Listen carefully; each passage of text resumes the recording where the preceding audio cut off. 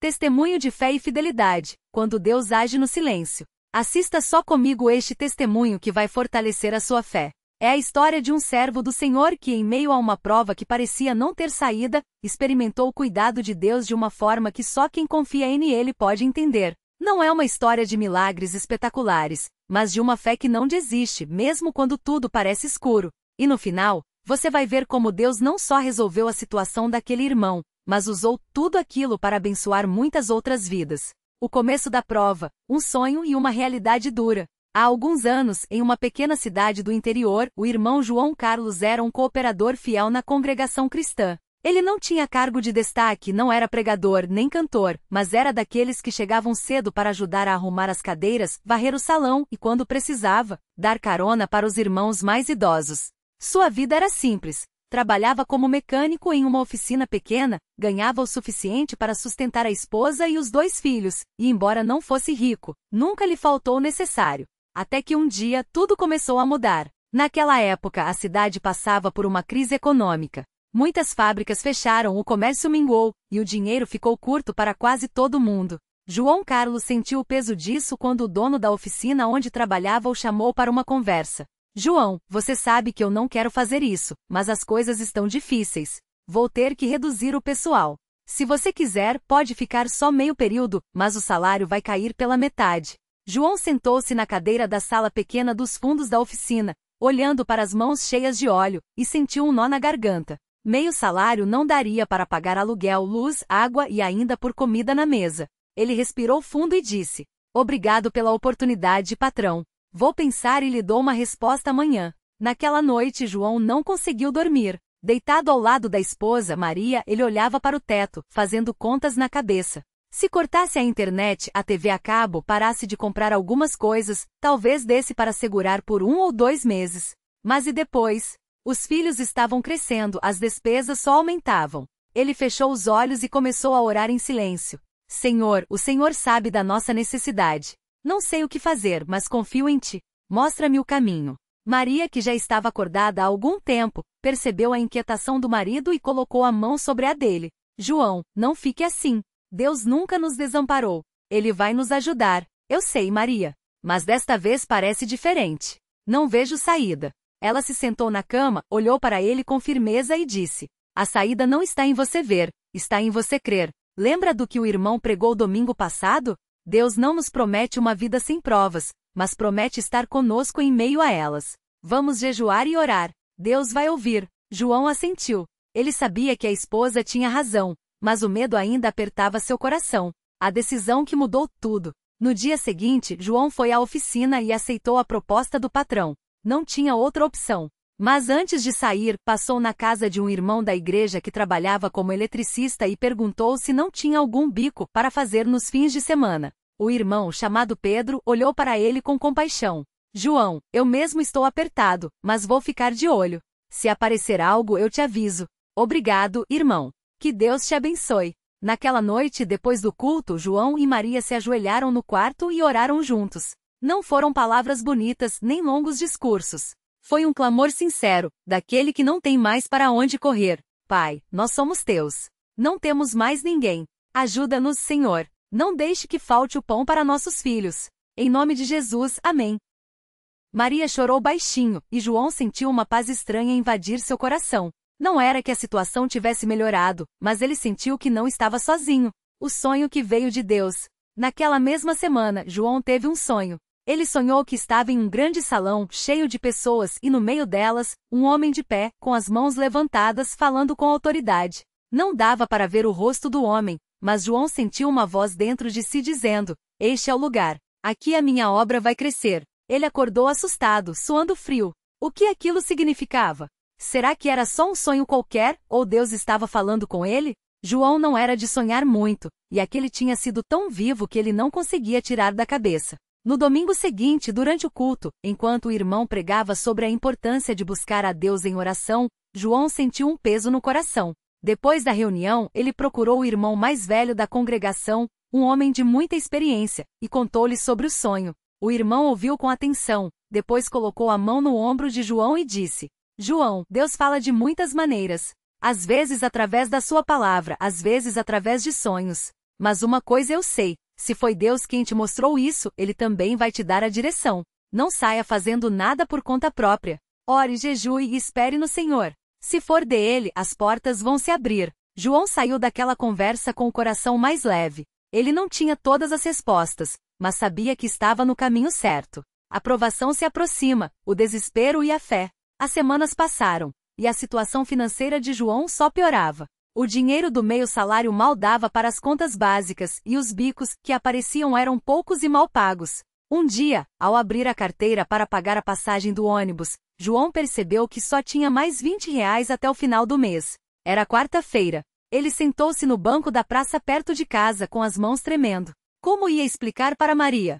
Como ia olhar nos olhos dos filhos e dizer que não tinha comida para dar a eles? As lágrimas começaram a descer sem que ele pudesse segurar. Senhor, por que isso está acontecendo comigo? Ele sussurrou com a voz embargada. Eu tenho tentado ser fiel. Não tenho faltado aos cultos, tenho dado a minha oferta, mesmo que seja pouco. Por que, Senhor? Foi então que ele se lembrou das palavras do irmão mais velho. Deus não nos promete uma vida sem provas, mas promete estar conosco. João respirou fundo e enxugou as lágrimas. Não, ele não ia desistir. Não ia deixar que o desespero fosse maior do que a sua fé. Ele se levantou, foi até a igreja, mesmo não sendo dia de culto, e se ajoelhou no salão vazio. Senhor, eu não entendo, mas eu confio em ti. Se o Senhor quer que eu passe por isso, que seja para a tua glória. Mas, por favor, não me deixe cair. Fortalece-me, Senhor. Em nome de Jesus. A resposta de Deus, o envelope misterioso. Na sexta-feira daquela mesma semana, João estava em casa consertando uma cadeira quebrada, quando alguém bateu à porta. Era um jovem da igreja que ele mal conhecia, chamado Lucas. Boa tarde, irmão João. Trouxe uma coisa para o senhor. João olhou surpreso enquanto Lucas estendia um envelope branco. O que é isso, irmão? Não sei, irmão João. Um homem chegou na oficina onde eu trabalho, pediu meu endereço e me deu isso, dizendo para entregar para você. Falou que era importante. João pegou o envelope, agradeceu ao jovem e fechou a porta. Dentro, havia um papel dobrado e um maço de notas. Ele abriu o papel e leu. Irmão João, Deus me mostrou sua necessidade. Não desanime. Ele está no controle. Use este dinheiro para o que for preciso. Um irmão em Cristo. João contou o dinheiro. Eram exatamente R$ 1.200. O suficiente para pagar o aluguel, as contas atrasadas e ainda comprar comida para o mês. Ele caiu de joelhos no chão da sala com o envelope na mão e começou a chorar.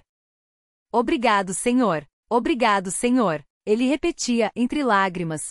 Maria, que estava na cozinha, correu para ver o que estava acontecendo. Quando João lhe contou, ela também chorou, e os dois se abraçaram, agradecendo a Deus pela providência. Mas João não parou por aí. No domingo seguinte, ele procurou o irmão que havia entregado o envelope e perguntou quem era aquele homem. Lucas, porém, não sabia. Disse que era um senhor mais velho, que não era da igreja, mas que parecia conhecer João. Ele só disse que Deus havia colocado no coração dele ajudar você e explicou Lucas. João entendeu então que aquilo não era obra do acaso. Era Deus agindo, usando pessoas que nem mesmo ele conhecia para suprir suas necessidades. O sonho se cumpre, a obra de Deus se expande. Com o coração cheio de gratidão, João não se conformou em apenas receber a bênção. Ele queria ser usado por Deus para abençoar outros. Começou a frequentar mais as reuniões de oração, a participar dos cultos de jejum e a ajudar onde pudesse. Um dia, enquanto limpava o salão da igreja, ele se lembrou do sonho que tivera meses antes. O grande salão cheio de pessoas, o homem falando com autoridade. Será que aquilo tinha a ver com a congregação? Será que Deus queria fazer algo maior ali? João compartilhou isso com o irmão mais velho, que ouviu com atenção e disse: João, se Deus colocou isso no seu coração, talvez Ele esteja preparando você para algo. Vamos orar juntos sobre isso. E assim eles fizeram. Todas as manhãs, antes de sair para trabalhar, João e Maria oravam juntos, pedindo que Deus usasse suas vidas para a sua obra. E Deus começou a agir. Primeiro foi um jovem da vizinhança, viciado em drogas, que apareceu na porta da oficina onde João trabalhava pedindo ajuda. João não tinha muito, mas convidou o rapaz para ir à igreja. Lá você vai encontrar pessoas que oram, que podem te ajudar, disse João. O jovem, chamado Rafael, aceitou o convite. Foi ao culto, ouviu a pregação e no final se aproximou do irmão que pregava, chorando. Eu quero mudar de vida, disse Rafael. Não aguento mais viver assim. Os irmãos o acolheram, oraram por ele, e Rafael começou a frequentar a igreja. Pouco tempo depois, ele foi batizado nas águas em nome de Jesus Cristo para perdão dos pecados, e recebeu o batismo no Espírito Santo, falando em novas línguas, como no dia de Pentecostes. Depois de Rafael vieram outros. Pessoas da comunidade que, ao verem a mudança na vida daquele jovem, começaram a se interessar pela mensagem. A congregação, que antes era pequena, começou a crescer. E João, que antes era apenas um cooperador simples, foi convidado pelos irmãos mais velhos para ajudar na visitação e no discipulado dos novos. A confirmação: Deus fala novamente. 1 ano depois daqueles dias difíceis, João teve outro sonho. Desta vez, ele estava no mesmo salão, mas agora reconhecia o lugar. Era a igreja onde congregava. E o homem que falava no meio das pessoas era ele mesmo. João acordou assustado. Senhor, não sou ninguém para isso, ele orou. Sou só um mecânico, um homem simples. Como posso falar da tua palavra? Mas Deus, em sua fidelidade, começou a abrir portas. Os irmãos mais velhos notaram o zelo de João e o convidaram para dar um pequeno testemunho em um culto. Ele aceitou, tremendo de nervoso, mas quando começou a falar, as palavras saíram com uma unção que ele nunca havia sentido antes. Depois daquele dia, João foi convidado para ajudar na pregação em algumas reuniões. Não era um pregador oficial, mas Deus usava suas palavras para tocar corações. E a igreja continuou crescendo. Hoje, aquela pequena congregação se tornou uma das maiores da região. João, que um dia pensou em desistir, agora é um dos cooperadores mais ativos, sempre pronto a ajudar, a orar, a visitar os doentes e a compartilhar a mensagem de salvação. E o mais interessante é que até hoje, João não sabe quem foi aquele homem que lhe deu o envelope, mas sabe que foi Deus quem proveu, porque Deus não desampara os seus. A lição que ficou: este testemunho não é sobre um homem, mas sobre a fidelidade de Deus. João poderia ter desistido. Poderia ter reclamado, poderia ter se afastado da igreja, dizendo que Deus não estava ouvindo suas orações. Mas ele não fez isso. Ele permaneceu firme, mesmo quando tudo parecia ruir. E Deus, que vê em secreto, honrou a sua fé. Se você está passando por uma prova hoje, se parece que não há saída, se as contas estão se acumulando e o desespero está batendo à sua porta, lembre-se de João. Lembre-se de que Deus não nos promete uma vida sem dificuldades, mas promete estar conosco em meio a elas.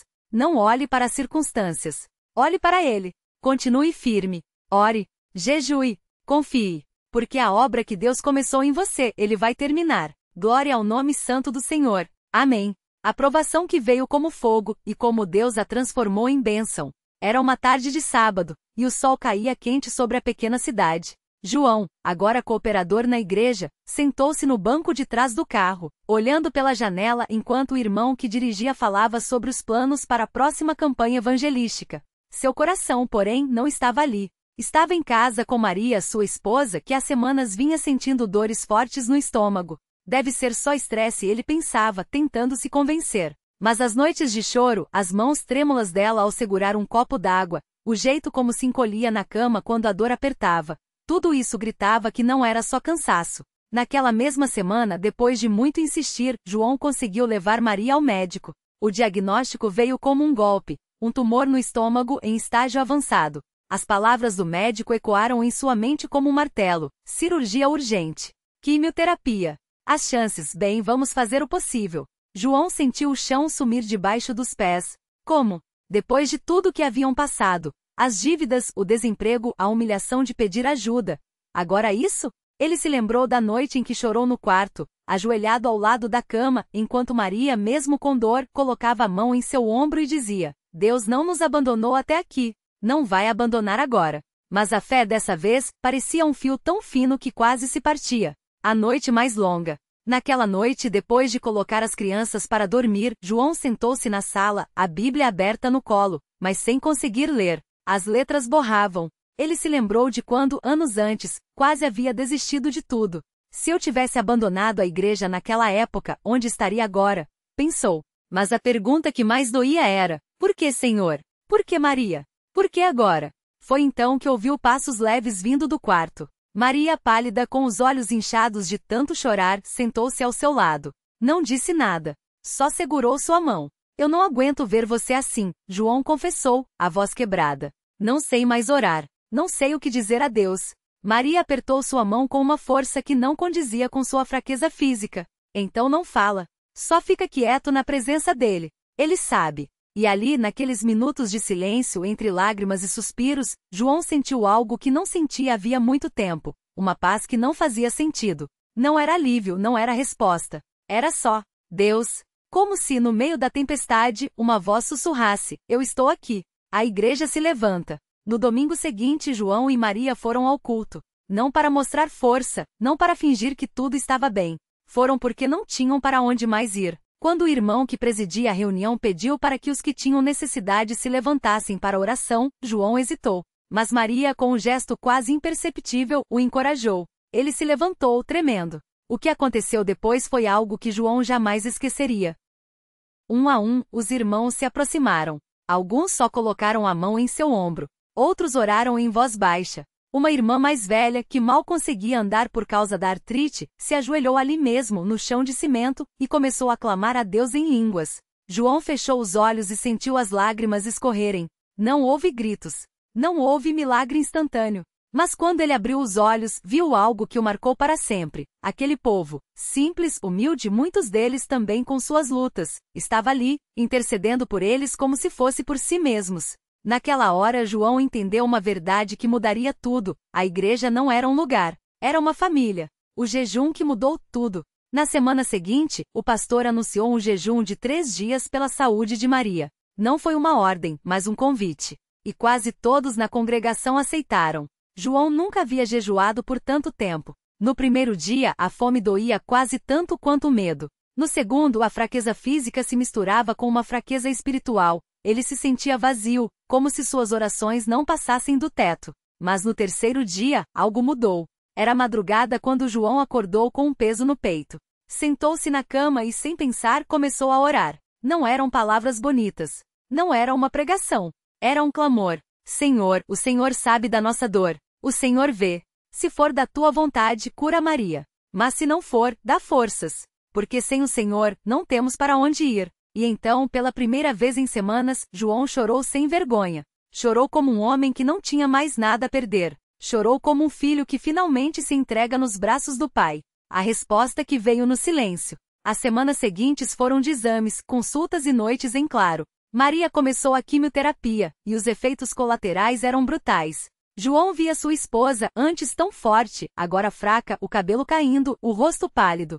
Mas algo estranho acontecia. A cada visita ao hospital, Maria falava de paz. Não de cura, não de milagre, de paz. João, ela disse uma tarde, enquanto tomavam um chá fraco, a única coisa que seu estômago aguentava, eu não sei se vou ficar boa. Mas eu sei que se Deus me chamar, eu vou estar com ele. E se ele me deixar ficar, eu vou servir a ele até o fim. João olhou para ela, atônito. Como ela podia dizer isso? Como, em meio àquilo tudo, ela ainda tinha certeza? Foi então que ele entendeu. A fé de Maria não dependia das circunstâncias. Dependia de Deus. O dia da surpresa. 6 meses depois do diagnóstico, Maria foi chamada para um novo exame. O médico sério entrou na sala com os resultados. Não sei como explicar.